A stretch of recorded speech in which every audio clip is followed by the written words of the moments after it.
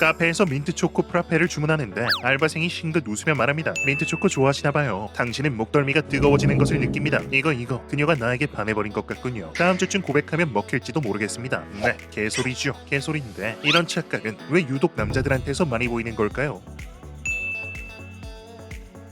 웬 찐따 새끼가 따로 없냐며 비웃고 싶은 마음을 억누르고 생각해봅시다. 과연 이 급발진은 찐따라는 종의 고유 종족 특성인 걸까요? 안토니아 에비의 1982년 연구에 의하면 아니라는군요. 의외로 이 잘못된 해석은 남성들에게 전방위적으로 발생하는 현상입니다. 무작위로 선별된 학부생 144명을 대상으로 실험한 바에 의하면 남성들은 36회 동안 이어진 이성과의 짧은 대화에서 상대 이성 배우가 자신에게 호감을 가지고 있다고 명백히 오판하는 경향이 있는 것으로 드러났습니다. 이것은 여성들이 남성 배우의 의도를 곡해하는 것보다 훨씬 더 잦은 빈도로 일어났죠. 즉 이성이 짓는 간단한 미소, 상냥한 말투, 먹이 제공 등을 우리 남성들은 상대가 나에게 호감이 있기 때문에 그리 행동하는 것이라 자동적으로 오해하곤 하며 이것은 찐따의 특성이 아니라 남성이라는 성별 전체가 공유하는 보편적인 특성이라는 것입니다. 이것을 밖으로 보이느냐 내보이지 않느냐의 차이만 있을 뿐 이미 머릿속에서는 당신이 상대에게 접근하도록 강제하는 화학작용이 일어나고 있다는 것이죠. 이것은 우리의 뇌하수체가 남성들에게 더 많은 성적 상황을 능동적으로 발생시키도록 유도하고 있다는 점을 암시합니다. 그렇다면 대체 왜 이런 현상이 발생하는 걸까요? 간단합니다. 유전자가 명령하기 때문이죠. 유전자가 저 신라 같은 가능성을 보이는 암컷에게 너는 지금 당장 들이대야 하며 그것이 너에게 더 많은 자손을 보게 할 것이라고 호르몬을 통해 뇌를 절여버리기 때문입니다.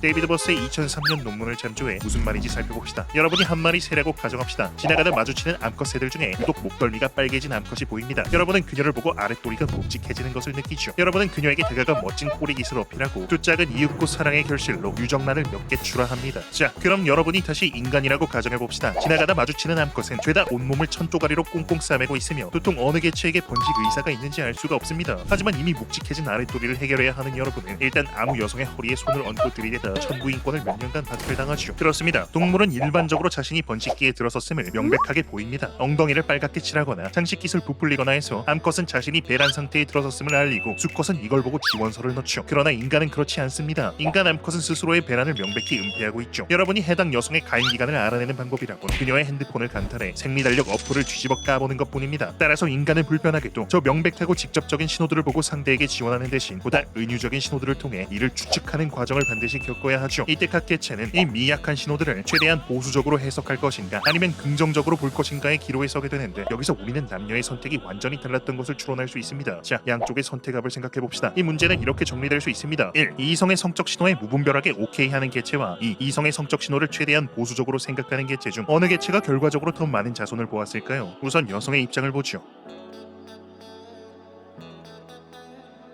이들은 재무팀입니다. 한정된 예산을 가지고 어느 사업팀의 기획안이 가장 사업성이 좋을 것인가 예상해 선택해야 하죠. 기회는 단 한 번뿐이며 잘못된 선택은 돌이킬 수 없습니다. 왜 그런지 보죠.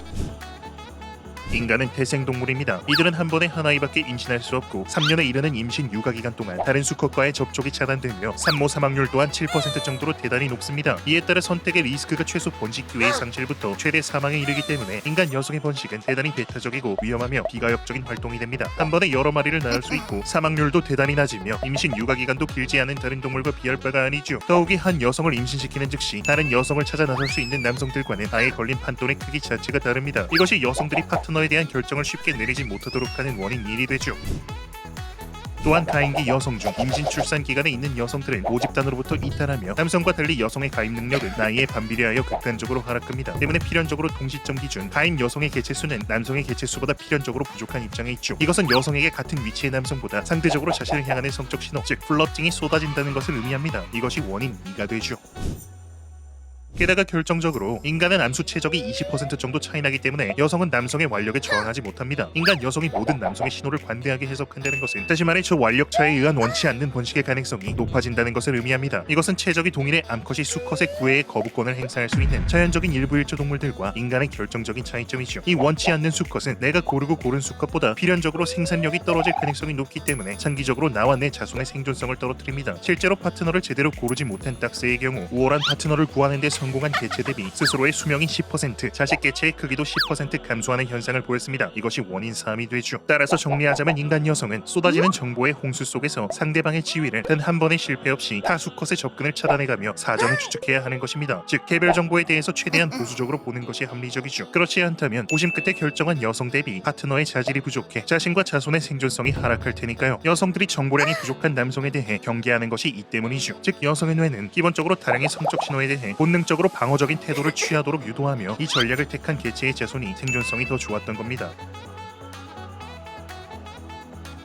남성은 영업팀입니다. 아직 개발되지도 않은 제품을 팔고 생산팀을 다그치며 납기가 지연될 경우 엉뚱한 부서가 고사리를 먹죠. 이들은 대책 없이 긍정적입니다. 이들이 이렇게 폐악질을 부릴 수 있는 것은 반대로 남성에게 임신 출산의 리스크가 전혀 없기 때문입니다. 한번 잘못된 여성을 선택하더라도 최소 2년간 시장에서 이탈해야 하는 여성과 달리 남성은 즉시 다른 대상을 찾아 나서면 그만입니다. 인간 여성은 이른 출산 때문에 남성의 육아 보조를 반드시 필요로 하는 입장에 있습니다만 우리 입장에선 알바 아니죠. 한 명의 아이에게 집중 투자하는 것보다 내 씨앗을 다수에게 널리 퍼뜨리는 것이 더 효율적이니까요. 굳이 완력차까지 갈 것도 없이 남성에게는 원치 않는 임신이라는 것 자체가 생물학적으로는 존재하지 않는 셈입니다. 인류가 인위적으로 부여한 문화 법제적 리스크인 양육비만 없다면 말이죠. 이것이 긍정적인 판단의 원인 1이 됩니다. 또한 여성과는 반대로 여성의 출산 육아 및 노화에 의한 시장 이탈 현상이 남성에게는 불리하게 작용하기 때문에 남성 한 개체에게 주어지는 성적 신호 한 개의 경중은 여성들의 것보다 훨씬 더 무거운 것이 됩니다. 쉽게 말해서 가임기 여성들이 남성들에 의한 플러팅을 상시적으로 겪는 것과 달리 일반적인 남성들은 평생에 한두 번 있을까 말까 한다는 거죠. 이에 따라 남성에게 번식 실패라는 것은 여성과 달리 번식 자체를 하지 못하는 것이 됩니다. 이것은 반대로 극히 드문 확률로 찾아오는 번식 기회 및 불륜 기회에 각 개체가 더 매달릴 수밖에 없는 주 요인이 되죠. 이것이 원인 2입니다. 즉 남성에게는 잘못된 선택의 리스크와 이로부터 얻어맞을 가능성이 없으며 따라서 찾아오는 모든 기회를 잡는 것이 우월 전략이 되고 때문에 매우 드문 기회로 찾아오는 여성의 신호 전반을 보수적으로 해석할 이유가 전혀 없는 것입니다. 그러므로 그것이 진짜 신호이든 아니든 간에 나타난 신호마다 적극적으로 응하게 만드는 것이 유전자의 입장에서는 훨씬 더 효율적인 전략이 된다는 것이죠. 따라서 자연은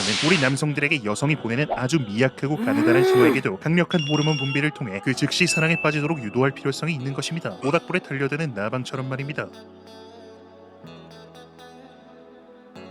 이를 간단하게 확인할 수 있는 방법은 모르는 사람이 고백했을 때 남녀가 어떻게 반응하는지 관찰해보면 됩니다. 남성은 거절을 하든 말든 일단 여성의 고백에 대체로 고마워하지만 여성은 상대에 대한 정보가 부족하거나 자신이 판단하기에 상대가 별로인 경우 대부분 상당히 불쾌해하죠. 이것은 성적 신호에 대한 양성별의 기본 스탠스가 어떻게 다른지 명백하게 보여줍니다. 따라서 이 급발진은 찐특이 아니라 우리 성별이 자손을 가장 많이 보았던 방법의 결과물일 뿐인 것이며 남성의 경우 보다 점잖은 개체보다 일단 시도하고 실패하는 개체가 더 자손을 많이 보았기 때문에 이 성질을 인간 남성 전체가 공유하게 되었다고 결론 내릴 수 있다는 것이죠. 문제는 현대 문명이 이 접근 방법이 품고 있는 잠재적 위협, 즉 급발진의 완력이 섞이는 상황을 배제하기 위하여 인위적으로 선택의 리스크를 증가시키고 있기 때문에 현대인의 상황은 좀 더 복잡해집니다. 남성에게 이 호르몬 작용을 상당 부분 통제해야 하면서도 동시에 많은 여성에게 접근해야 하는 모순이 발생한 것이죠. 자, 눈치가 빠른 분들이라면 여기서 여성을 유혹할 때 반드시 해야 하는 어떤 행동이 발생한 것을 아셨을 겁니다. 그러나 영상이 길어지므로 이것은 다음 편에서 다루도록 하죠.